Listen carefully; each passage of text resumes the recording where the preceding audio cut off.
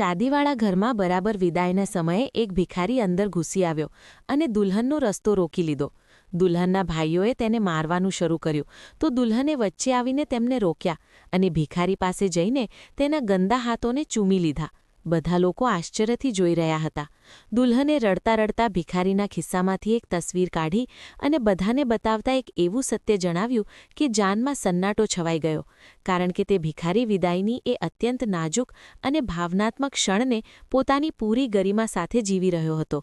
વાતાવરણમાં એક વિચિત્ર ઉદાસી અને ભાવુકતા ભળેલી હતી, જે દીકરીની વિદાયના સમયે દરેક ઘરમાં હોય છે. જે દિવાલો થોડીવાર પહેલાં સુધી હસી ખુશી અને શુભેચ્છાઓના અવાજોથી ગૂંજી રહી હતી, હવે ત્યાં માત્ર સિસકારા અને દબાયેલા શબ્દોનો પડઘો હતો. નીરજા પોતાના પિતાની છાતીએ લાગીને રડી રહી હતી અને દીનાના સાહેબ પોતાની આખી જિંદગીની કમાણી અને પોતાના દિલના ટુકડાને કોઈ બીજાને સોંપતી વખતે પોતાના આંસુ છુપાવવાની નિષ્ફળ કોશિશ કરી રહ્યા હતા.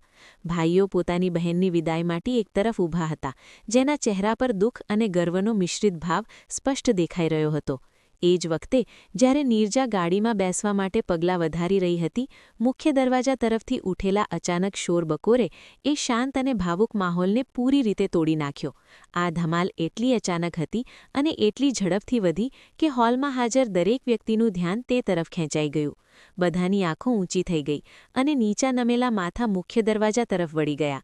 દ્રશ્ય એવું હતું કે ત્યાં ન તો કોઈ સુરક્ષા ગાર્ડ હતો અને ન તો કોઈ તેને તરત રોકનાર. એક શખ્સ સાથે લોકો ઝઘડી રહ્યા હતા. તે ન તો અહીંનો મહેમાન હતો અને ન તો કોઈ વગર બોલાવ્યો જાનૈયો, પરંતુ તે એક ખૂબ જ ખરાબ હાલતમાં મેલા કચેલા કપડામાં લપેટાયેલો બોજલ જેવો ભિખારી હતો, જેની હાલત જોઈને ચિતરી ચડતી હતી. તેના કપડાં ઠેર ઠેરથી ફાટેલા હતા, શરીર પર માટીનું જાડું પડ જામ્યું હતું, પગમાં તૂટેલી હવાઈ ચપ્પલ હતી અને માથાના વાળ વિખરાયેલા હતા. તેની જિંદગી પૂરી રીતે અસ્તવ્યસ્ત લાગી રહી હતી. તે પૂરી જાન લગાવીને અંદર દાખલ થવાની કોશિશ કરી રહ્યો હતો, જ્યારે બે મજબૂત શરીરવાળા ગાર્ડ તેને બાજુઓથી પકડીને પાછળ ધકેલી રહ્યા હતા. ગાળો દેતા ચીસો પાડી રહ્યા હતા. પાગલ માણસ, પાછળ હટ! શું તને દેખાતું નથી કે અહીં લગ્ન થઈ રહ્યા છે? આ કોઈ તમાશો નથી. અહીંથી નીકળી જા, નહીંતર હાડકાં તોડી નાખીશું.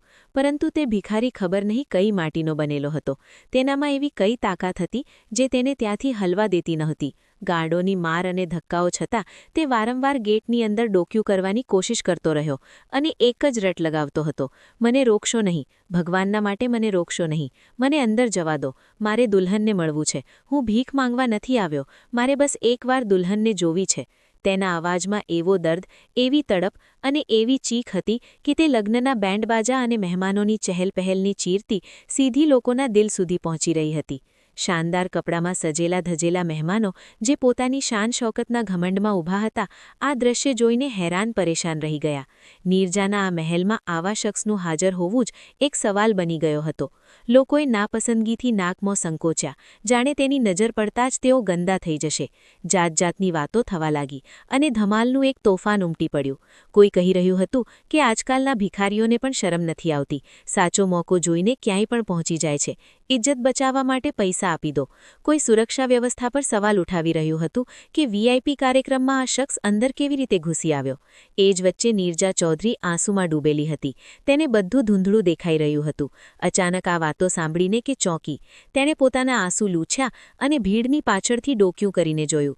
તેને સમજમાં નહોતું આવતું કે આ કોણ છે અને શા માટે તેનું નામ લઈ રહ્યો છે. એક અજાણ્યો ભિખારી તેને મળવાની જીદ શા માટે કરી રહ્યો છે? તેના મનમાં એક અજાણ્યો ડર બેસી ગયો, જેણે તેના દિલની ધડકનો ઉપર નીચે કરી દીધી. વરરાજા જયેશ અને તેના પરિવારજનો પણ આશ્ચર્યથી ગાડીમાંથી બહાર નીકળી આવ્યા કે આખરે મામલો શું છે. નીરજાના ત્રણેય ભાઈઓ નીરજ, સમીર અને જયરામનો ગુસ્સો સાતમા આસમાને પહોંચી ગયો. આજે તેમની બહેનના લગ્ન હતા. આવા આનંદથી ભરેલા માહોલને ખરાબ કરવાની જરૂર કોને પડી હતી? તેમણે ગુસ્સામાં ગાર્ડ્સને અવાજ આપીને કહ્યું કે તમે લોકો શું જોઈ રહ્યા છો? તેને ઉચકીને બહાર ફેંકી દો. અમારા મહેમાનો સામે બેઇજ્જતી થઈ રહી છે. તેના અવાજમાં સ્પષ્ટ ધમકી હતી, પણ તે ભિખારી આ ધમકીથી જરાય ડર્યો નહીં, બલકે તેણે એક વિચિત્ર સ્ફૂર્તિ બતાવી. જેવો કોઈએ તેને પકડવાની કોશિશ કરી, તેનો અવાજ બાળકોની ચીખની જેમ ફાટી પડ્યો. એવું ન કરશો. તેણે ઝટકાથી પોતાની બાંસુરી છોડાવી અને લંગડાતો અંદર તરફ દોડ્યો. તે સીધો એ જ જગ્યા તરફ લપક્યો જ્યાં નીરજા પોતાના ભાઈઓના ઘેરામાં ઊભી હતી. તેની આ હરકતથી આખું ટોળું સ્તબ્ધ રહી ગયું. કોઈને વિશ્વાસ નહોતો કે એક ભિખારી આટલી હિંમત કરી શકે છે. હાફડો ફાફડો શ્વાસ ફૂલતી હાલતમાં તે ઝડપથી રસ્તો કાપી રહ્યો હતો. તેની નજર માત્ર અને માત્ર નીરજાના ચહેરા પર ટકેલી હતી. એ નિગાહોમાં ન ભૂખ હતી ન લાલચ, બલકી મમતાની તડપ અને સદીઓનો ઇંતજાર હતો. જેવો તે પાસે પહોંચ્યો, નીરજાના ભાઈઓએ દિવાલ બનીને તેનો રસ્તો રોકી લીધો. જયરામ, જેને આ વાત પર સૌથી વધુ ગુસ્સો હતો, ગુસ્સાથી પાગલ ઉઠી ઉઠ્યો. તે આગળ વધ્યો અને ભિખારીની છાતી પર જોરથી હાથ મારીને તેને રોકી દીધો. ઓય બેશરમ માણસ, તારી હિંમત કેવી રીતે થઈ અહીં સુધી આવવાની? પાછળ હટી જા, નહીંતર અહીં જીવ તો દાટી દઈશ. આ ધક્કાથી ભિખારી લથડિયા ખાઈ ગયો. તેનું નબળું શરીર એટલું સક્ષમ નહોતું કે તે જયરામ જેવા જુવાન માણસનો સામનો કરી શકે, પણ તેણે હાર ન માની. તેણે પોતાના ગંદા અને ધ્રુજતા હાથ જયરામ સામે જોડી દીધા અને દીન સ્વરે બોલ્યો, સાહેબ, મને મારી લો, જેટલું જીવ ચાહે મારી લો, બસ મને મારી દીકરીને એકવાર મળી લેવા દો. મેં તેને વર્ષોથી નથી જોઈ, હું કંઈ નહીં કહું, બસ એકવાર મન ભરીને જોઈ લેવા દો. તેના આ છુપાયેલા સત્યએ એક પળ માટે જયરામને શોકગ્રસ્ત કરી દીધો. નીરજા, જે પોતાના ભાઈની પાછળ છુપાઈને ઊભી હતી, તેણે તે ભિખારીને જોયો. તેના ચહેરા પર જામી ગયેલી ધૂળ હતી અને આંખોમાં કેદ આંસુ. તે દૃશ્ય જોઈને નીરજાના દિલમાં એક વિચિત્ર લહેર ઉઠી. આ ડર હતો કે લોહીનો જોશ, તે પોતે નહોતી જાણતી. જ્યારે જયરામે ફરીથી તેને ધક્કો મારવા માટે હાથ ઊંચો કર્યો તો નીરજાથી રહેવાયું નહીં. તે બોલી પડી અને આગળ વધીને જયરામનો હાથ પકડી લીધો. ગીડગીડાતા બોલી, નહીં ભાઈ, રોકાઈ જાઓ, આમ ન મારો. જુઓ કેટલો વૃદ્ધ અને નબળો છે, કદાચ તેની કોઈ મોટી મજબૂરી હોય, તેને જવા દો. નીરજાના અવાજમાં એટલો દર્દ હતો કે જયરામનો હાથ હવામાં જ થંભી ગયો. તે પોતાની લાડકી બહેનની વાત ક્યારેય ટાળી નહોતો શકતો, અને આજે તો તેની સગાઈનો દિવસ પણ હતો. જયરામે ગુસ્સાને દબાવતા હાથ નીચે કરી લીધો અને નફરતથી એક તરફ હટી ગયો. રસ્તો મળતા જ ભિખારી એવી રીતે આગળ વધ્યો જાણે તેને નવી જિંદગી મળી હોય. તે ધ્રુજતા પગલાંથી નીરજાની બિલકુલ નજીક પહોંચી ગયો.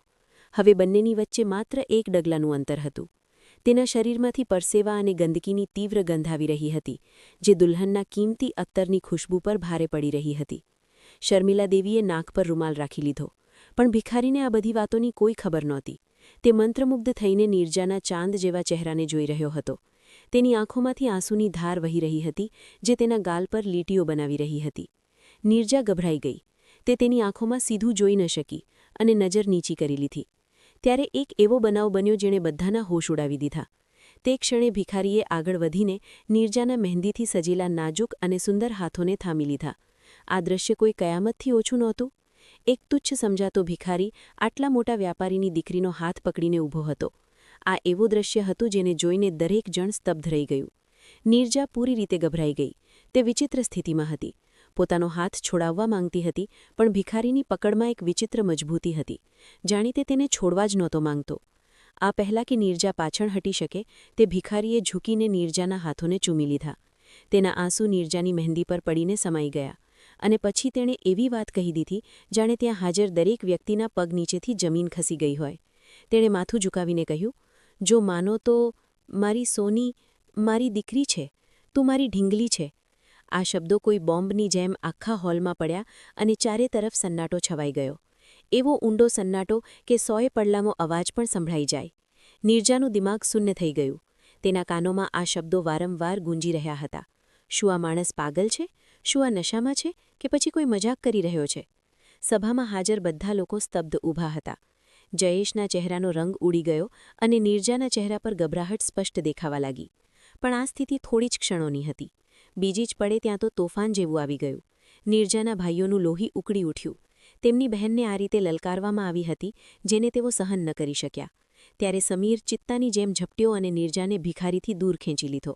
તેણે તેને જમીન પર પછાડી દીધો, કોલરથી પકડીને દબાવી દીધો અને ગુસ્સામાં ચીસ પાડી, અરે હલકટ ઇન્સાન, તારી જીભ કેવી રીતે ચાલી? અમારી બહેનને પોતાની દીકરી કહેવાની હિંમત કેવી રીતે થઈ? જાણે છે અમે કોણ છીએ? અમે એ જ શેઠના દીકરા છીએ અને આ અમારી બહેન છે. તારી ઓકાત કેવી રીતે થઈ તેને અડકવાની? તે ભિખારી ધક્કાથી દૂર જઈ પડ્યો, પરંતુ તેમ છતાં ઉઠીને કંઈક કહેવાની કોશિશ કરવા લાગ્યો. નહીં સાહેબ, હું સાચું કહું છું. આ મારું લોહી છે, મારી દીકરી છે. આ સાંભળતા જ જયરામનો સંયમ તૂટી ગયો. તે આગળ વધ્યો અને ગુસ્સામાં ભિખારીની છાતી પર લાત મારી દીધી. તે સંતુલન ગુમાવીને જમીન પર પડી ગયો. ત્યારે આસપાસ ઊભેલા લોકોએ તેને ઘેરી લીધો અને લાતો ઘૂસણનો વરસાદ કરી દીધો. કોઈ ચીસ પાડ્યું, આજે તો તેને મારી નાખીશું, જીવતો નહીં બચે. તે અમારી ઇજ્જત પર હાથ નાખ્યો છે. મહેમાનો ડરના માર્યા પાછળ હટી ગયા. લગ્નનું ઘર યુદ્ધના મેદાન જેવું લાગવા લાગ્યું. વરરાજાના ઘરવાળા ગુસ્સે અને અપમાનની આગમાં સરકતા આ તમાશો જોતા રહ્યા. નીરજા આ બધું જોઈને સ્તબ્ધ હતી. તે ચીસ પાડવા માંગતી હતી, પણ તેનો અવાજ ગળામાં અટકી ગયો. જમીન પર પડેલો ભિખારી, માર ખાતા ભિખારી, કોઈની દયાની ભીખ પણ નહોતો માંગી રહ્યો, બલ્કિ તેની નજર હજી પણ નીરજાને શોધી રહી હતી. તે વારંવાર હાથ ઊંચો કરીને તેને બોલાવવાની કોશિશ કરતો હતો, પણ દર વખતે કોઈને કોઈ તેને ચૂપ કરાવી દેતું. સુરક્ષા ગાર્ડ પણ આવી ગયા હતા, પણ માલિકોના ગુસ્સા સામે તેઓ લાચાર હતા. ત્યારે દીનાના સાહેબ, જે અત્યાર સુધી ખામોશી અને ભયમાં ઊભા હતા, અચાનક હરકતમાં આવ્યા. તેમના ચહેરા પર એવો ડર હતો જેને ફક્ત એ જ સમજી શકે જેના સામે કોઈ ભયાનક અતીત ઊભો હોય. તેઓ આગળ વધ્યા અને કડક અવાજમાં દીકરાઓને દાંટ્યા. બસ કરો, છોડી દો આને. તેમના આદેશ પર બધા રોકાઈ ગયા, પણ આંખોમાં ગુસ્સાની આગ ભભૂકી રહી હતી. દીનાના સાહેબે ભિખારી તરફ જોવાની હિંમત ન કરી. તેમણે સુરક્ષા પ્રભારી તરફ જોયું અને ખૂબ જ સખત લહેજામાં આદેશ આપ્યો. આ પાગલ અને બીમાર માણસને તરત અહીંથી લઈ જાઓ. તેને ઢસડીને બહાર ફેંકો અને પોલીસ હવાલે કરો. તેણે અમારી ખુશીના મોકાને બરબાદ કરી દીધો છે. તેને મારી નજરોમાંથી હટાવી દો. સુરક્ષા ગાંડોએ તરત આદેશનું પાલન કર્યું. તેમણે અધમુઆ ભિખારીને બાજુઓ અને પગથી પકડી લીધો, જેમ કોઈ મરેલું જાનવર હોય, અને તેને જમીન પર ઢસડતા ગેટ તરફ લઈ જવા લાગ્યા. તે દર્દ અને ઘાવથી બુરી રીતે ચૂર હતો. તેના મોઢામાંથી લોહી વહી રહ્યું હતું અને તેના કપડાં પૂરી રીતે ફાટી ચૂક્યા હતા. પણ જ્યારે તેને દીનાના સાહેબ પાસેથી પસાર કરવામાં આવી રહ્યો હતો, તો તેનામાં બચેલી ખૂચેલી તાકાત જાગી ઉઠી.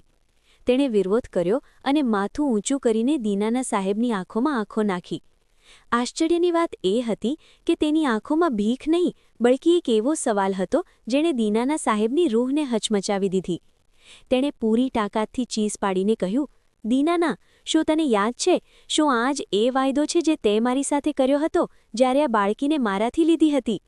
ત્યારે તું બંને પતિ પત્ની રો રોકર મિન્નતો કરી રહ્યા હતા. હું તેને તારા હવાલે કરીને ગયો હતો દીનાના, અને ત્યારે મેં કસમ ખાધી હતી કે તું તેને ફૂલોની જેમ સંભાળીને રાખીશ. અને આજે તું મને તેને જોવા પણ નથી દેતો? આજે બસ એકવાર તેને મન ભરીને જોઈ લેવા દે. તેનો અવાજ એટલો બુલંદ અને પ્રભાવશાળી હતો કે ગેટના છેલ્લા ખૂણા સુધી સંભળાયો. આ સાંભળતા જ જાનમાં શમશાન જેવો સન્નાટો છવાઈ ગયો. લોકો જ્યાં હતા ત્યાં જ જડ થઈ ગયા. આ ફક્ત કોઈની બડબડાહટ નહોતી, બલ્કે તેમાં એક સચ્ચાઈ છુપાયેલી હતી, જે જીવતે જીવ પોતાની ગવાહી આપી રહી હતી. બધાની નજર સવાલ બનીને દીનાના સાહેબના ચહેરા પર ટકી ગઈ. લોકોના મનમાં આ સવાલ ઉઠવા લાગ્યો કે આ ભિખારીને દીનાના સાહેબનું નામ કેવી રીતે ખબર છે? કયા વાયદાની વાત થઈ રહી છે? અને શું ખરેખર દીનાના સાહેબ આ ભિખારીને જાણે છે? લોકોની ફુસફુસાહટો હવે ઊંચા અવાજોમાં બદલાવા લાગી હતી. વરરાજા જયેશ પણ બેચેન થઈને આગળ વધ્યો અને દીનાના સાહેબને કંઈક પૂછવા માંગ્યું. વાતાવરણમાં તણાવ ચરમ પર પહોંચી ચૂક્યો હતો. અહીં ગાર્ડ તે ભિખારીને ઢસડતા દરવાજા તરફ લઈ જઈ રહ્યા હતા. તે ભિખારી સતત મારી દીકરી, મારી નીરજા પોકારી રહ્યો હતો. તેના અવાજમાં છુપાયેલો દર્દ એવો હતો કે કોઈ પણ પથ્થરદિલ ઇન્સાનની આંખો પીગળી શકે. નીરજા સ્તબ્ધ રહી ગઈ હતી. તે ભિખારીની છેલ્લી પોકારે તેના ભીતરમાં કંઈક તોડી નાખ્યું. તે લોહીનો સંબંધ હતો કે ફક્ત ઇન્સાનિયત કે પછી કુદરતનો કોઈ સંકેત? તે પોતે પણ સમજી નહોતી શકતી. ત્યારે તેનું દિલ જોરથી ધડકી ઉઠ્યું. આ પહેલાં કે ગાર્ડ તે માણસને બહાર સડક પર ફેંકી દે, નીરજાએ પૂરી તાકાતથી કેવી ચીસ પાડી કે બધા ધ્રુજી ઉઠ્યા. રોકો! ભારે લહેંગાને સંભાળતી તે લગભગ દોડતી ગાર્ડો તરફ દોડી અને ચીસ પાડીને બોલી, છોડી દો આને! મેં કહ્યું, છોડી દો આને! તેનું આ બદલાયેલું રૂપ, તેની દ્રઢતા અને નિર્ણય જોઈને બધા સ્તબ્ધ રહી ગયા. કોઈને વિશ્વાસ નહોતો આવતો કે આ એ જ નાજુક અને શાંત નીરજા છે. પળભરમાં માહોલ થંભી ગયો અને બધાના શ્વાસ અટકી ગયા. હવે આગળ શું થવાનું હતું?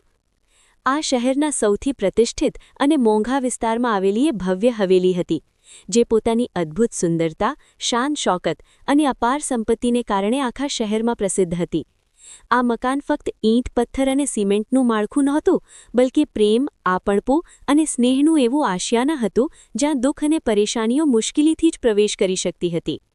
આ ઘરના માલિક દીનાના સાહેબ શહેરના જાણીતા ઉદ્યોગપતિ હતા, જેમનો કારોબાર ન માત્ર દેશમાં બલ્કે વિદેશો સુધી ફેલાયેલો હતો. દીનાના સાહેબનો પરિવાર પોતાનામાં એક આદર્શ પરિવાર હતો, જેમાં તેમની પત્ની શર્મિલા, 3 યોગ્ય અને સમજદાર દીકરા નીરજ, સમીર અને જયરામ તથા સૌથી નાની અને વહાલી દીકરી નીરજા શામેલ હતી. જયરામ અને સમીરના લગ્ન થઈ ચૂક્યા હતા અને તેમની પત્નીઓ પણ આ ઘરના માહોલમાં પૂરી રીતે ભળી ગઈ હતી. ઘરનું વાતાવરણ જેટલું ખુશહાલ અને આત્મીય હતું, બહારથી જોનારાઓને તેટલું જ ભવ્ય અને પ્રભાવશાળી લાગતું હતું. પણ આ બધાની વચ્ચે જો કોઈ બધાની આંખોનો તારો હતો તો એ ઘરની સૌથી નાની દીકરી નીરજા જ હતી. નીરજા રૂપ અને મુસ્કાનની એવી મનમોહક પ્રતિમા હતી કે તેને જોઈને ઈશ્વરની કારીગરી યાદ આવી જતી હતી. તે આ ઘરની રાજકુમારી હતી, જેને બાળપણથી ફૂલોની જેમ સંભાળીને રાખવામાં આવી હતી. ત્રણેય ભાઈઓ પોતાની આ એકમાત્ર નાની બહેન પર જાન છિડકતા હતા અને તેની જરાક પણ તકલીફ પર આખું ઘર માથે લઈ લેતા હતા. જયરામ, જે ભાઈઓમાં સૌથી નાનો પણ નીરજાથી મોટો હતો, તેના માટે ભાઈ કરતાં વધુ મિત્ર જેવો હતો. નીરજાની દરેક જીદ અને દરેક ઈચ્છા તેના કહેતા પહેલાં જ પૂરી થઈ જતી હતી. તેણે શહેરની શ્રેષ્ઠ શિક્ષણ સંસ્થાઓમાંથી ઉચ્ચ શિક્ષણ પ્રાપ્ત કર્યું હતું અને ડિગ્રી મેળવ્યા પછી હવે ઘરમાં મોટા વડીલોને મદદ કરી રહી હતી. તેના વ્યક્તિત્વમાં એક અલગ જ ગંભીરતા અને સંતુલન હતું, જે તેને તેની ઉંમરની બીજી છોકરીઓથી અલગ કરતું હતું. અપાર ધન અને મોટા નામમાં ઉછરી હોવા છતાં તેના સ્વભાવમાં જરાય ઘમંડ નહોતો. તે ઘરના નોકરો સાથે પણ એટલા જ સ્નેહ અને સન્માનથી પેશ આવતી જેટલા પોતાના પરિવારજનો સાથે. આ જ કારણ હતું કે તે બધાના દિલમાં વસેલી હતી. સમય પોતાની ગતિથી વીતતો રહ્યો અને પછી એ ઘડી પણ આવી જ્યારે નીરજાના જીવનની નવી સફરની શરૂઆત થવાની હતી. કારણ કે શહેરના એક અત્યંત સમૃદ્ધ, પ્રતિષ્ઠિત અને જૂના ખાનદાન તરફથી તેના માટે લગ્નનો પ્રસ્તાવ આવ્યો. છોકરો જયેશ પોતે પણ એક સફળ વ્યાવસાયિક હતો અને તેનો પરિવાર દરેક દ્રષ્ટિએ દીનાના સાહેબના માપદંડોને અનુરૂપ હતો. બંને પરિવારો વચ્ચે જૂનો પરિચય અને પારિવારિક સંબંધો પણ હતા, જેના કારણે સંબંધ નક્કી કરવામાં વધુ સમય ન લાગ્યો. જ્યારે ઘરમાં નીરજાના લગ્નની ઘોષણા થઈ તો જાણે ખુશીઓનું તોફાન આવી ગયું. દીનાના સાહેબ અને તેમના દીકરાઓએ એ નિશ્ચય કર્યો કે તેઓ પોતાની લાડકીના લગ્નને શહેરના સૌથી યાદગાર લગ્ન બનાવશે. લગ્નની તારીખ નક્કી થતાં જ નીરજા વિલામાં ગતિવિધિઓ તેજ થઈ ગઈ અને તૈયારીઓની શરૂઆત કેટલાય મહિનાઓ પહેલાં જ કરી દેવામાં આવી, જેથી કોઈ પણ વસ્તુની કમી ન રહી જાય. નીરજા માટે દુનિયાના શ્રેષ્ઠ ડિઝાઇનર્સ પાસેથી સુંદર પોશાક તૈયાર કરાવવામાં આવ્યા. રાત માટે વિશેષ જૂતાના ઓર્ડર આપવામાં આવ્યા અને ઘરની સજાવટ માટે નિષ્ણાંતોની ટીમ બોલાવવામાં આવી. દરરોજ ઘરમાં મેળા જેવો માહોલ રહેતો. નીરજાની ભાભીઓ અને સહેલીઓ તેને ઘેરી રહેતી. ઢોલકની થાપ પર ગવાતા પારંપરિક ગીતોએ ઘરના વાતાવરણને આનંદમય બનાવી દીધું હતું. નીરજ, સમીર અને જયરામ પોતાની બહેનના લગ્નની વ્યવસ્થામાં દિવસ-રાત જોતરાયેલા હતા. તેઓ ઈચ્છતા હતા કે જ્યારે તેમની બહેન વિદાય લઈને જાય ત્યારે તેની શાન શોકત જોઈને આખી દુનિયા હેરાન થઈ જાય. મહેંદીની રસમ પછીનો સિલસિલો ઘણા દિવસો સુધી ચાલ્યો રહ્યો અને દરેક સમારોહમાં રંગ, રોશની અને ખુશ્બુનો દરિયો ઉમટી પડતો હતો. નીરજાના હાથોમાં લાગેલી મહેંદીનો રંગ એટલો ગહેરો હતો કે જોનારા કહેતા કે તેનો થનારો પતિ તેને ખૂબ પ્રેમ કરશે. આ દિવસોમાં નીરજા એક વિચિત્ર અવસ્થામાં હતી, જેમાં ખુશી અને અજાણ્યા ભાઈના મિશ્રિત ભાવ તેના ચહેરા પર સ્પષ્ટ દેખાતા હતા. તે પોતાના માતાપિતા અને ભાઈઓને છોડીને જવાની વાતથી ઉદાસ પણ થઈ જતી હતી, પરંતુ જયેશ સાથે નવી જિંદગીના સપના તેને સ્મિત કરવા મજબૂર કરી દેતા હતા. શર્મિલા દેવી જ્યારે પોતાની દીકરીને જોતી ત્યારે તેમની આંખો ભરાઈ આવતી. તેઓ હર સમય તેની નજર ઉતારતી અને તેને ઢગલો આશીર્વાદ આપતી રહેતી. આખરે એ દિવસ પણ આવી પહોંચ્યો જેની બધા આતુરતાથી રાહ જોઈ રહ્યા હતા. નીરજાના લગ્નનો દિવસ હતો અને આ શુભાવસર પર જાણે સૂરજ પણ નીરજાનું રૂપ જોવા માટે આતુર હતો. દીનાના સાહેબનું ઘર તાજા ગુલાબ, ચમેલી અને મોતી જેવા ફૂલોથી એવી રીતે સજાવાયું હતું કે આખો ત્રિપુરા વિસ્તાર મહેકી ઉઠ્યો હતો. ઘરની દહેલીજથી લઈને દિવાલો સુધી કુમકુમની રોશનીમાં નહાયેલી હતી. મહેમાનોના આવવાનો સિલસિલો બપોરથી જ શરૂ થઈ ચૂક્યો હતો. શહેરના પ્રતિષ્ઠિત લોકો, રાજનેતા, વ્યાપારીઓ અને સગા સંબંધીઓ આ ભવ્ય વિવાહ સમારોહમાં સામેલ થવા પહોંચી રહ્યા હતા. નીરજાને તૈયાર થવા માટે શહેરના સૌથી મોંઘા બ્યુટી સલોન મોકલવામાં આવી હતી, જ્યાં તેની સાથે તેની ભાભીઓ અને પિતરાઈ બહેનો પણ હતી. જ્યારે નીરજા દુલ્હન બનીને તૈયાર થઈ ત્યારે બધાના શ્વાસ થંભી ગયા. સોનેરી રંગના ભારે ભરતકામવાળા લહેંગામાં કિંમતી હીરાનો હાર પહેરીને તે કોઈ અપ્સરાથી ઓછી નહોતી લાગી રહી. તેના ચહેરાની આભા અને આંખોની ચમકે બધી રોશનીઓને ફિક્કી પાડી દીધી હતી. જ્યારે તે ઘરે પાછી પહોંચી તો તેના ભાઈઓએ તેને પ્રેમથી ઘેરી લીધી. જયરામ આગળ વધીને પોતાની બહેનનું માથું ચૂમતા ભીની આંખોથી બોલ્યો, મારી ઢીંગલી, આજે દુનિયાની સૌથી પ્યારી દુલ્હન લાગી રહી છે. ઈશ્વર તને હંમેશા હસતી મુસ્કુરાતી રાખે. દીનાના સાહેબે જ્યારે પોતાની દીકરીને દુલ્હનના રૂપમાં જોઈ તો તેમની છાતી ગર્વથી પહોળી થઈ ગઈ, પણ દિલના કોઈક ખૂણામાં દીકરીની વિદાયનો દર્દ પણ ધીરે ધીરે દસ્તક દેવા લાગ્યો. જાનના આગમનનો સમય થયો તો દીનાનાના ઘરની બહાર ગાડીઓની લાંબી કતાર લાગી ગઈ. જયેશની જાન પૂરી શાન શોકત સાથે પહોંચી. આતશબાજીથી આકાશ દિવસની જેમ રોશન થઈ ઉઠ્યું. બેન્ડ બાજા અને ઢોલની થાપ પર જાનૈયાઓ અંદર દાખલ થયા. વરરાજા જયેશ સોનેરી શેરવાનીમાં બિલકુલ કોઈ રાજકુમાર જેવો લાગી રહ્યો હતો. નીરજાના ભાઈઓ અને પિતાએ જાનૈયાઓનું ભવ્ય સ્વાગત કર્યું. ફૂલોની પાંખડીઓ વરસાવવામાં આવી અને મહેમાનોને પૂરા સન્માન અને આદર સાથે બેસાડવામાં આવ્યા. આ સમારોહ પૂરા આયોજનનો સૌથી ભાવુક પળ હતો. જ્યારે પંડિતજીએ લગ્નની રસ્મ શરૂ કરી તો ચારે તરફ પૂર્ણ શાંતિ છવાઈ ગઈ. દીનાનાના સાહેબ અને તેમના દીકરાઓની આંખોમાંથી ખુશીના આંસુ છલકાઈ પડ્યા. લગ્ન પછી મીઠાઈઓ વહેંચવામાં આવી અને શુભેચ્છાઓનો શોર ગૂંજી ઉઠ્યો. ભોજન પીરસ્યા પછી મહેમાનો જાત-જાતના સ્વાદિષ્ટ વ્યંજનોનો આનંદ લેતા રહ્યા. ચારે તરફ નીરજાના સૌભાગ્ય અને દીનાનાના સાહેબની ઉત્તમ વ્યવસ્થાઓની પ્રશંસા થઈ રહી હતી. સમય ઝડપથી વીતતો ગયો અને રાત ઘેરી થતી ગઈ. અહીં સુધી કે તે ઘડી આવી પહોંચી જેનાથી દરેક માતા-પિતા અને ભાઈ ડરે છે. વિદાયનો સમય. વાતાવરણમાં ગહેરી ઉદાસી છવાઈ ગઈ. શરણાઈની ધૂન હવે કરુણ લાગી રહી હતી. નીરજાના રૂમમાં તેની સહેલીઓ અને ભાભીઓ તેને છેલ્લી વાર હિંમત આપી રહી હતી. અહીં જાનૈયાઓ પણ દુલ્હનની રાહ જોઈને બેચેન હતા, જેથી તેઓ માતા-પિતાની આ અમૂલ્ય અમાનતને પોતાની સાથે લઈ જઈ શકે. દીનાનાના સાહેબ અને તેમના ત્રણેય દીકરા દરવાજા પાસે ઊભા મહેમાનોને વિદાય આપી રહ્યા હતા. પણ તેમની નજર વારંવાર અંદર તરફ જતી હતી, જ્યાંથી તેમની લાડલીને હવે હંમેશા માટે કોઈ બીજાના ઘરે જવાનું હતું. આ એ જ પરિવાર હતો જેણે પ્રેમનું ઉદાહરણ કાયમ કર્યું હતું, જ્યાં લોહીના સંબંધોની મજબૂતી સૌથી ઉપર હતી. કોઈના પણ મનમાં એ વિચાર સુદ્ધા નહોતો કે આગામી થોડી જ પળોમાં આ સમારોહમાં કંઈક એવું થવાનું છે જે ન માત્ર લગ્નના માહોલને બદલી દેશે, બલકે વર્ષોથી છુપાયેલા રહસ્યો પરથી પણ પડદો ઉઠાવી દેશે. ફિલહાલ બધું સામાન્ય હતું. નીરજા પોતાના માતા-પિતા અને ભાઈઓના છાયામાં સુરક્ષિત પોતાની નવી જિંદગીની યાત્રાની શરૂઆત કરવા માટે તૈયાર ઊભી હતી અને ચારે તરફ ખુશીઓનો શોર ગૂંજી રહ્યો હતો. બધા લોકો વિદાય માટે મુખ્ય દરવાજા તરફ વધી રહ્યા હતા. ભાઈઓએ એક ચાદરની ઓઠમાં પોતાની બહેનને ગાડી સુધી લઈ જવા માટે ઘેરો બનાવી લીધો હતો. નીરજા રડતી રડતી પોતાના પિતાના ગળે લાગી ગઈ. દરેક આંખ ભીની હતી. પણ તે હજી ગાડી સુધી પહોંચી પણ નહોતી કે ગેટ પર એક વિચિત્ર હલચલ થઈ જેણે બધાને ચોંકાવી દીધા અને એ જ ભિખારી નીરજાને દીકરી કહીને પોકારી રહ્યો હતો. હવે વર્તમાનમાં પાછા ફરીએ. નીરજાની આંખોમાં એક વિચિત્ર નિશ્ચય હતો, સાથે જ એક અજાણી પીડા પણ. તેણે ત્યાં હાજર દરેક વ્યક્તિને પોતાની જગ્યાએ સ્થિર કરી દીધા હતા. સુરક્ષાકર્મીઓ, જે થોડીવાર પહેલાં સુધી તે ભિખારીને બેસહારા અને અનિચ્છનીય સમજીને જમીન પર ઢસડી રહ્યા હતા અને બહાર ફેંકવા તૈયાર હતા, પોતાની માલકીનનો અવાજ સાંભળતા જ ચોંકી ગયા. નીરજાનો સ્વર એટલો દ્રઢ અને તેની આંખોમાં એવું તેજ હતું કે કોઈમાં પણ તેના આદેશની અવહેલના કરવાની હિંમત ન થઈ. તે પોતાના ભારે અને કિંમતી લહેંગાને બંને હાથોથી સંભાળતી બેચેનીમાં દોડતી ત્યાં પહોંચી જ્યાં તે કમનસીબ ભિખારી ઘાવોથી ચૂર પડ્યો હતો. દીનાના સાહેબની નાની દીકરી, જે આજે દુલ્હન બનેલી હતી, તે રૂપમાં એટલી સુંદર હતી કે કોઈ ગંદા અને દુર્ગંધવાળા ભિખારીની ખાતર બધાની સામે દોડતી જશે તેવું કોઈએ વિચાર્યું પણ નહોતું. ગાર્ડ્સ ગભરાતા પાછળ હટી ગયા. નીરજાએ એક પળ પણ ન ગુમાવના વિના ત્યાં જ જમીન પર બેસવામાં આરામ અનુભવ્યો. તેના ડ્રેસનો પહોળો ભાગ માટીમાં હતો, પણ તેને કોઈ પરવાહ નહોતી. ભિખારીએ પોતાની સૂજેલી અને ધૂંધળી આંખો ખોલી તો પોતાની સામે નીરજાને જોઈને તેને વિશ્વાસ જ ન આવ્યો. તેના હોઠો પર એક દર્દભરી મુસ્કાન ઉભરી આવી.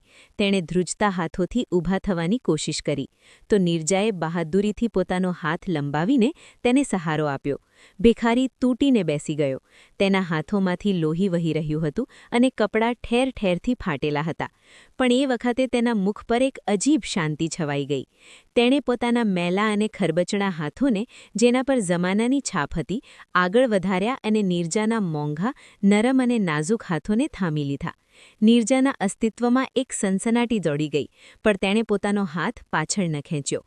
એક અદ્ભુત શક્તિ હતી જેણે તેને જકડી રાખી હતી. ભિખારીએ શ્રદ્ધા અને મોહબ્બતથી ભરેલા આ અહેસાસ સાથે ઝૂકીને નીરજાના હાથોને ચૂમ્યા. તેના ગરમ આંસુ નીરજાની હથેળીઓ પર પડીને સમાઈ ગયા. તેણે પોતાના હાથ ઊંચા કર્યા અને નીરજાના ચાંદ જેવા ચહેરાને પોતાના હાથોના પ્યાલામાં ભરી લીધો. આ પછી તેણે તેના ચહેરાને જોયો, જાણે વર્ષોની તરસ छिપાવી રહ્યો હોય. તેનો અવાજ બંધ હતો અને ગળામાં આંસુનો એક ગોળો અટકેલો હતો. તેણે તૂટેલા લહેજામાં કહ્યું, મારી બાળકી, તું કેટલી મોટી થઈ ગઈ છે. ભગવાનનો આભાર, આજે તું દુલ્હન બની ગઈ છે. બરાબર એવી જ લાગી રહી છે જેવો મેં વર્ષોની બેચેન રાતોના સપનામાં જોયું હતું. તેનો સંદેશ પણ મમતા અને પ્રેમથી ભરેલો હતો, જેણે સાંભળીને ત્યાં હાજર દરેક વ્યક્તિના હૃદય પીગળી રહ્યા હતા. તે સિસકારા વચ્ચે બોલતો ગયો, જાણે હવે તેને ચૂપ રહેવાનો કોઈ ડર ન હતો. આજે મારાથી રહેવાયું નહીં. 20 વર્ષનો ભાર હૃદય પર એટલો ભારે થઈ ગયો હતો કે ધીરજની પાળ તૂટી ગઈ. મેં પ્રતિજ્ઞા કરી હતી કે ક્યારેય તારા જીવનના પડછાયામાં પણ નહીં આવું, ક્યારેય તારી ખુશીઓ પર નજર નહીં પડવા દઉં. પણ જ્યારે હવાઓ દ્વારા આ સમાચાર મળ્યા કે આજે તારા લગ્ન છે અને તું તારા ઘરની થવા જઈ રહી છે, તો હું મારા પગ રોકી ન શક્યો. એક ક્ષણની તડપે બધા સિદ્ધાંતો અને વાયદા તોડી નાખ્યા. હું બસ તને દુલ્હનના રૂપમાં દૂરથી એકવાર જોવા માંગતો હતો. ઈશ્વર સાક્ષી છે બેટી, જો સુરક્ષાકર્મીઓ મને ન રોકતા, જો તારા ભાઈઓ મને ન મારતા, તો હું અંધારામાં દૂર ઊભો રહીને તને મન ભરીને જોઈ લેત, તને આશીર્વાદ આપીને ત્યાંથી ચૂપચાપ પાછો વળી જાત, અને આખી જિંદગી તને ખબર પણ નહોતી કે તારો આ અભાગી પિતા તારી વિદાયમાં સામેલ હતો. પણ ભાગ્યને કંઈક બીજું જ મંજૂર હતું. હવે મારી ધીરજ જવાબ આપી ચૂકી છે અને હું એકલો ઉપાસના સ્થળ સુધી પણ જઈ શકતો નથી. આ બધું સાંભળીને નીરજા આશ્ચર્ય, આઘાત અને અવિશ્વાસની સ્થિતિમાં જળ જેવી બેસી રહી હતી. તેના મનમાં હજારો પ્રશ્નો વાવાઝોડાની જેમ ઉઠી રહ્યા હતા. આ વ્યક્તિ આખરે શું કહી રહ્યો છે? 20 વર્ષનો બોજ, કસમ અને પાપ? તેના શબ્દોનો એક એક અક્ષર નીરજાના દિલ પર ચાકુની જેમ ભોંકાઈ રહ્યો હતો. તેને સમજ નહોતી આવતી કે તે શું અનુભવે, ડર કે પ્રેમ? બસ તેની આંખોમાંથી સતત આંસુ વહી રહ્યા હતા, જે તેના મેકઅપને ખરાબ કરી રહ્યા હતા. એ જ ક્ષણે દીનાના સાહેબ અને તેમની પત્ની શર્મિલા, જે અત્યાર સુધી સ્તબ્ધ હાલતમાં ઊભા હતા, હોશમાં આવ્યા. દીનાના સાહેબના ચહેરા પર ભય સ્પષ્ટ દેખાઈ રહ્યો હતો. આ ભયાનક રહસ્ય ખુલી જવાનો ડર તેમના ચહેરા પરથી વાંચી શકાતો હતો, જેને તેઓ ગુસ્સાની ઓઠમાં છુપાવવાની કોશિશ કરી રહ્યા હતા. તેઓ અને શર્મિલા વ્યાકુળ થઈને આગળ વધ્યા. દીનાના સાહેબે આગળ વધીને ભિખારીની બાંહી સખ્તાઈથી પકડી લીધી અને કડક અવાજમાં કહ્યું, બસ કરો, બહુ જ થઈ ગયું આ બધું નાટક. અહીં તમાશો ન બનાવો. ખબરદાર, એક શબ્દ પણ બોલ્યો છે તો અહીંથી ચાલ્યા જાઓ પહેલાં કે હું પોલીસ બોલાવીને તમને એવી જગ્યાએ બંધ કરાવી દઉં કે પોતાની મોતની દુઆ માંગવા લાગો. આ કહેતા જ તેમના અવાજમાં ગભરાહટ સ્પષ્ટ અનુભવી શકાતી હતી. ત્યાં શર્મિલા દેવીએ જલ્દીથી ઝૂકીને નીરજાને વાળથી પકડીને ઊભી કરી અને પોતાના ખોળામાં એટલા જોરથી ભીંસી લીધી, જાણે કોઈ તેમની હાથમાંથી છીનીને લઈ જઈ રહ્યું હોય. તેમનું આખું શરીર ધ્રુજી રહ્યું હતું. તે વારંવાર નીરજાના માથા અને ચહેરા પર હાથ ફેરવી રહી હતી અને જોરથી કહી રહી હતી, મારી બાળકી, મારી દીકરી, તું ઠીક તો છે? આ પાગળ પાસે ન જા, આ ખતરનાક છે. તેમનો આ અંદાજ તોફાની હતો.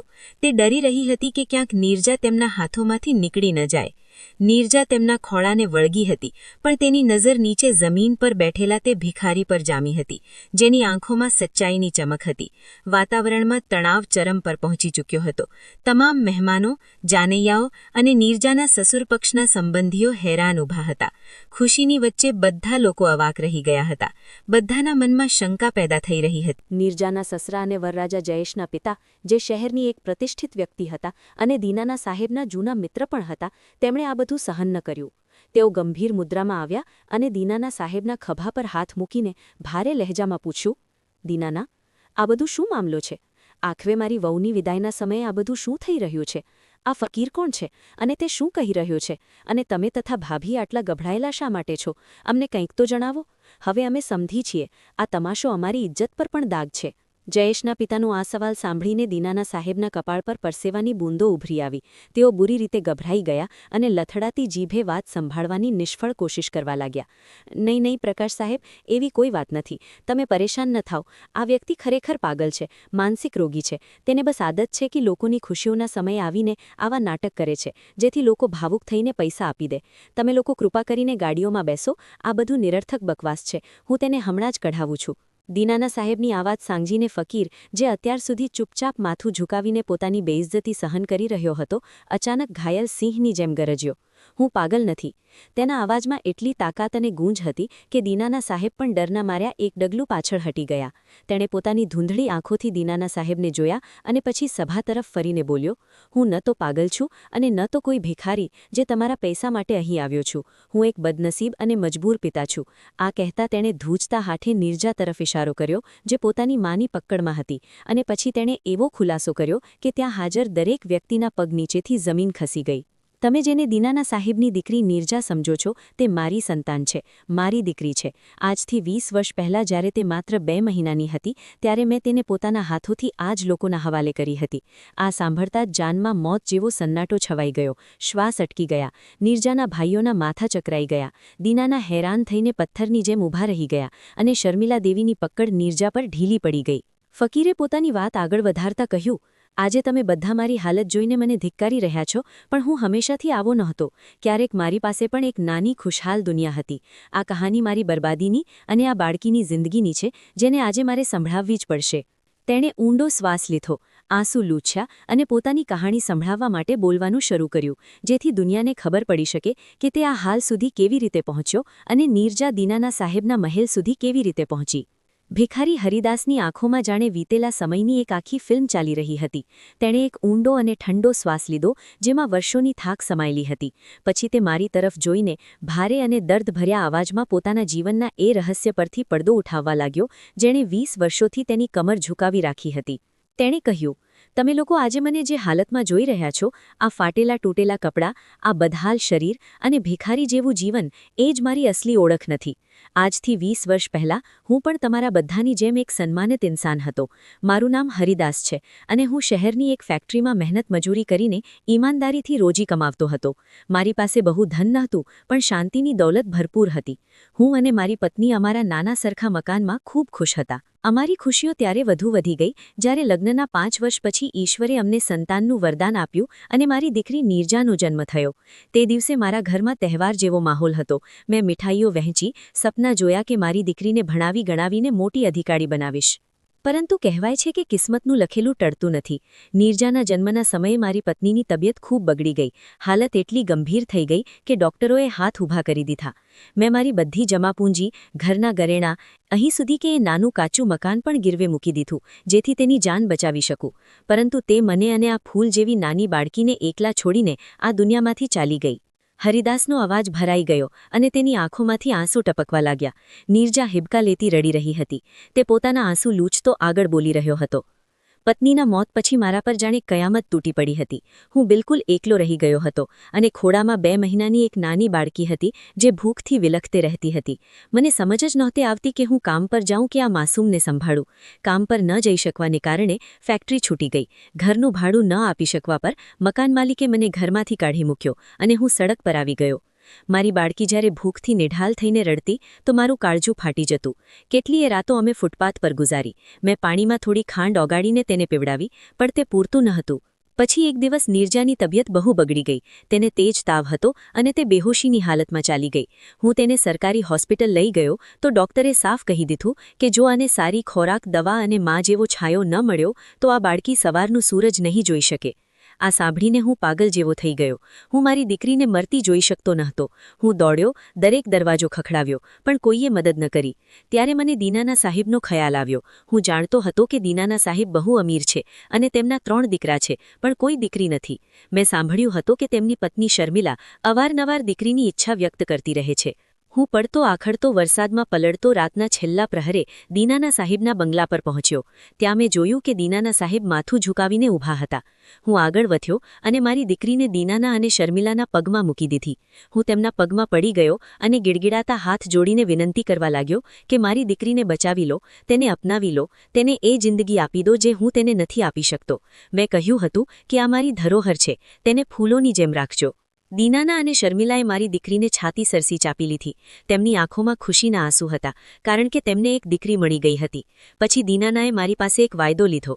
તેમણે કહ્યું, હરિદાસ, જો તું ઈચ્છે છે કે આ બાળકી રાજ કરે, રાજકુમારીઓની જેમ ઉછરે, તો તારે વાયદો કરવો પડશે કે તું હંમેશા માટે તેની જિંદગીમાંથી નીકળી જઈશ. તું ક્યારેય પાછો ફરીને નહીં આવે અને ન તો ક્યારેય તેના પર પોતાનો પડછાયો પડવા દઈશ, જેથી તેને ક્યારેય એ અહેસાસ ન થાય કે તે ફક્ત એક મજદૂરની દીકરી છે. હું એક બાપ હતો. મેં મારી દીકરીની જિંદગીની ખાતર આ મમતાનો સોદો કરી લીધો. મેં મારા દિલ પર પથ્થર મૂક્યો અને હા ભરી દીધી. મેં છેલ્લી વાર મારી બાળકીનું માથું ચૂમ્યું અને હંમેશા માટે આ શહેરથી, તેની જિંદગીમાંથી નીકળી ગયો. હું દરની ઠોકરો ખાતો રહ્યો. મેં મજૂરી છોડી દીધી. મારું દિમાગ પૂરી રીતે બગડી ગયું. હું ભિખારી બની ગયો. પણ મેં મારો વાયદો નિભાવ્યો. 20 વર્ષ સુધી હું તડપતો રહ્યો, પણ ક્યારેય દીનાનાના દરવાજે ના આવ્યો. આજે ખબર પડી કે મારી નીરજાના લગ્ન છે, તે દુલ્હન બની રહી છે, તો મારાથી રહેવાયું નહીં. મેં વિચાર્યું કે દૂર ઊભા રહીને બસ એક ઝલક જોઈ લો. હું કોઈ તમાશો બનાવવા માંગતો નહોતો, પણ દિલની કશક મને અહીં ખેંચી લાવી. અને પછી જ્યારે મને રોકવામાં આવ્યો તો મારો સંયમ તૂટી ગયો. હરિદાસની કહાણી પૂરી થઈ તો આખો પંડાલ શોકમાં ડૂબી ગયો. દરેક આંખ ભીની હતી. નીરજા ખૂબ રડી રહી હતી. દીનાના સાહેબ, જે અત્યાર સુધી ખામોશ હતા, અચાનક આગળ વધ્યા અને હરિદાસના બંને હાથ પકડીને ચૂમી લીધા. દીનાના સાહેબની આંખોમાંથી સતત આંસુ વહી રહ્યા હતા. તેમણે ભરાયેલા અવાજમાં કહ્યું, આ સાચું કહી રહ્યો છે. ખુદા ગવાહ છે કે હરિદાસ સાચું કહી રહ્યો છે. આ નીરજા આની જ દીકરી છે અને આ જે બાપ છે જેણે પોતાની ઔલાદની કુરબાની આપીને મારો ખોળો હર્યો. દીનાના સાહેબે નીરજાના માથા પર હાથ મૂક્યો અને સભાને સંબોધિત કરતા કહ્યું, પણ ઈશ્વરના સોગંધ, મેં નીરજાના ઉછેરમાં કોઈ કમી નથી આવવા દીધી. મેં તેને મારી સગી દીકરીથી પણ વધીને ચાહી છે. તેના એક એક આંસુની કિંમત મેં મારા જીવથી ચૂકવી છે. પણ આજે હું શર્મિંદો છું. હું ડરી ગયો હતો. હું સ્વયં મારા ઘરનો કેદી બની ગયો હતો. મને ભય હતો કે જો નીરજાને સચ્ચાઈની ખબર પડી ગઈ તો તે મારાથી છીનવી લેવાશે. મારી મમતાએ મારી પાસે મોટી ભૂલ કરાવી દીધી હતી. આ જ કારણે મેં હરિદાસને ઠુકરાવ્યો અને તેની સાથે અમાનવીય વ્યવહાર કર્યો, જેના માટે હું હરિદાસથી અને મારા અંતઃકરણથી ક્ષમા માંગુ છું. દીનાના સાહેબે હાથ જોડીને હરિદાસને કહ્યું, હરિદાસભાઈ, મને માફ કરી દો. હું ધનના ઘમંડમાં આંધળો થઈ ગયો હતો. તમે જીતી ગયા અને હું હારી ગયો. તમારું બલિદાન બહુ મહાન છે. આ બાધિત ભાષણ અને કબૂલાત પછી વાતાવરણમાં એક વિચિત્ર ચૂપકીદી છવાઈ ગઈ. આ ચૂપકીદી સહાનુભૂતિની નહીં, બલકે સવાલોથી ભરેલી હતી. મહેમાનો અને સમાજના લોકોમાં હલચલ શરૂ થઈ ગઈ. ફૂસફૂસાહટો તેજ થવા લાગી અને લોકો એકબીજાના કાનોમાં કહેવા લાગ્યા, આ શું થઈ ગયું? મતલબ નીરજા એક ભિખારીની દીકરી છે? શું જયેશના ઘરવાળા હવે તેને સ્વીકાર કરશે? ખાનદાની લોકો તો નસલ અને લોહી જુએ છે. આ સંબંધ તો ધોખાની બુનિયાદ પર હતો. કોઈ કહી રહ્યું હતું કે જયેશનો ખાનદાન બહુ ઊંચો છે. તેઓ એક ભિખારીની દીકરીને પોતાની વહુ કેવી રીતે બનાવશે? આ વાતો નીરજાના સસરા પક્ષના લોકો સુધી પણ પહોંચી રહી હતી. નીરજાની માતાના ચહેરા પર ચિંતા સ્પષ્ટ દેખાઈ રહી હતી. નીરજાના ભાઈઓના ચહેરા ઉડી ગયા હતા કે ક્યાંક લગ્ન તૂટી ન જાય. નીરજા સહેની ગઈ અને હરિદાસના પગમાં સમેટાઈ ગઈ. જાણે તે સમજી રહી હોય કે હવે બધું સમાપ્ત થઈ ગયું છે. હરિદાસે પણ ડરેલા મનથી કદાચ જયેશ તરફ જોયું.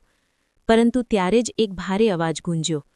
આ અવાજ જયેશના પિતા પ્રકાશ સાહેબનો હતો. તેઓ આગળ વધ્યા અને તેમણે દીનાના સાહેબના ખભા પર હાથ મૂક્યો. બધા ખામોશ થઈ ગયા.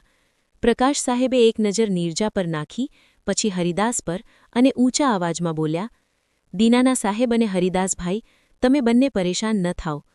પછી તેમણે મહેમાનો તરફ ફરીને કહ્યું, હું સાંભળી રહ્યો છું કે તમે લોકો શું વાતો કરી રહ્યા છો, પણ સાંભળી લો, સંબંધ લોહીનો નહીં, ઉછેર અને કિસ્મતનો હોય છે. નીરજા દીનાનાની દીકરી હોય કે હરિદાસની, તેનાથી મને કોઈ ફરક નથી પડતો. મેં આ બાળકીને બાળપણથી જોઈ છે. તેના ઉછેર, તેની શાલીનતા અને ચરિત્ર જ ગવાહી આપે છે કે તેનો ઉછેર એક શ્રેષ્ઠ પરિવારમાં થયો છે. તેને ખૂબ સ્નેહથી પાળવામાં આવી છે અને હરિદાસે તેને જન્મ આપીને મહાન ત્યાગ કર્યો છે. આ બેવડી ગરિમાવાળી દીકરી છે, જેના 2 પિતા છે. આ કહેતા પ્રકાશ સાહેબ આગળ વધ્યા. નીરજાના માથા પર સ્નેહભર્યો હાથ મૂક્યો અને બોલ્યા, આજથી નીરજા માત્ર દીનાના કે હરિદાસની દીકરી નહીં, બલકે પ્રકાશની પણ દીકરી છે. આ મારા ઘરની ઇજ્જત છે અને મારા દીકરાની પત્ની છે. તેની મા જે પણ હોય, તેનું વર્તમાન અને ભવિષ્ય અમારી સાથે છે. મને ગર્વ છે કે હું એવી વહુ મારા ઘરે લાવી રહ્યો છું, જેની નસોમાં હરિદાસ જેવા ત્યાગી પિતાનું લોહી છે અને જેનો ઉછેર દીનાના જેવા સ્નેહી પિતાએ કર્યો છે. પ્રકાશ સાહેબની આ વાતથી જાણે બધા નિરુત્તર થઈ ગયા. જયેશ પણ આગળ વધ્યો, હરિદાસના હાથ થામ્યા અને બોલ્યો, બાબા, તમને ગર્વ થવો જોઈએ. તમારી કુરબાની વ્યર્થ નથી ગઈ. હું વાયદો કરું છું કે નીરજાને એ જ સન્માન આપીશ જે એક રાજકુમારીને મળે છે. આ સાંભળતા જ નીરજાની ભાવનાઓની પાળ તૂટી ગઈ. તે રડતી રડતી ઉઠી અને પોતાના પિતા હરિદાસના ગળે લાગી ગઈ. પિતા અને દીકરીનું આ મિલન એટલું દર્દભર્યું અને પ્રેમથી ભરેલું હતું કે ત્યાં હાજર દરેક વ્યક્તિની આંખો ભીની થઈ ગઈ. હરિદાસે નીરજાનું માથું ચૂમ્યું અને કહ્યું, મારી બાળકી, આજે મારી તપસ્યા પૂરી થઈ ગઈ. નીરજાએ હરિદાસનો હાથ થામીને કહ્યું, નહીં બાબા, હવે તમે ક્યાંય નહીં જાઓ. બહુ ઠોકરો ખાઈ લીધી તમે. હવે તમે મારી સાથે રહેશો, આ જ ઘરમાં, જ્યાં હું તમને રોજ જોઈ શકું. હવે મને તમને ફરીથી ગુમાવવાની હિંમત નથી. ત્યારે શર્મિલા દેવી અને દીનાના સાહેબ પણ આગળ વધ્યા અને તેમણે નીરજાના હાથ થામી લીધા. શર્મિલા દેવી રડતા બોલ્યા, અમને માફ કરી દો દીકરી, અમે તારાથી આ સત્ય છુપાવ્યું, પણ અમારો હેતુ ફક્ત તારું ભલું કરવાનો હતો. અમને ડર હતો કે તું તૂટી જઈશ. નીરજાએ પોતાની માને ગળે લગાવતા કહ્યું, મમ્મી, મને તમારાથી કોઈ ફરિયાદ નથી. તમે મને મા બનીને પાડી. મને તો ખુશી છે કે ઈશ્વરે મને આટલા ચાહવાવાળા આપ્યા. ત્યારબાદ દીનાના સાહેબે હરિદાસને ગળે લગાવ્યા અને ઘોષણા કરી કે આજથી હરિદાસ મારો ભાઈ છે અને તે અમારી સાથે જ રહેશે. આ ઘરના દરવાજા તેના માટે હંમેશા ખુલ્લા છે. ખુશી અને સંતોષની એક લહેર દોડી ગઈ. જે બેન્ડ બાજાવાળા ખામોશ થઈ ગયા હતા તેમણે ફરીથી શરણાઈ વગાડવાનું શરૂ કરી દીધું. વાતાવરણનું દ્રશ્ય બદલાઈ ચૂક્યું હતું. હવે ગમની જગ્યાએ એક અજીબ આધ્યાત્મિક ખુશી હતી. નીરજાને વિદાય કરવા માટે પવિત્ર ચાદરનો છાયો કરવામાં આવ્યો અને એક તરફ દીનાના સાહેબ હતા તો બીજી તરફ તેના પિતા સમાન હરિદાસ.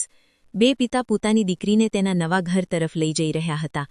આ દ્રશ્ય જોનારા માટે અવિસ્મરણીય હતું. નીરજા જ્યારે ગાડીમાં બેસવા લાગી તો તેણે છેલ્લી વાર પાછળ ફરીને બંને પિતાઓને જોયા.